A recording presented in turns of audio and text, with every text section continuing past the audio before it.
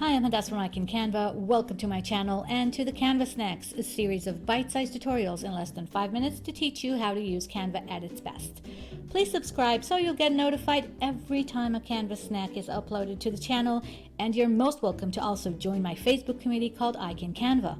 Although in Hebrew, you can easily translate and enjoy free tips, tricks, and lots of inspiration. So, are you ready? Let's go! So you have this design and now you want to share it with your teammates, either to have them view it and give you their opinion, or maybe edit it and be part of the design process. So what you do for this matter is you go up here to the share button.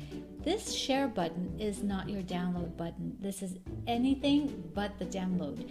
What you can do with the share button is share this with anyone who has a Canva account, whether it's free or pro.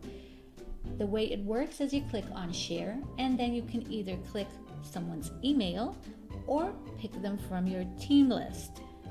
Then you go down here and open the share a link to tab. You have three options. You can share the link to edit, which means that anyone that gets this link can edit this design. Or you can go to share a link to view, which sometimes will show up as share a link to watch if you have videos in your design, and then they will only be able to view and not make any changes. And you have the option to share a link to use as a template. When you do that, you share your design and your original design does not get affected. So if someone changes your background, let's say you're green to pink, then your original design will stay green, but theirs will be pink.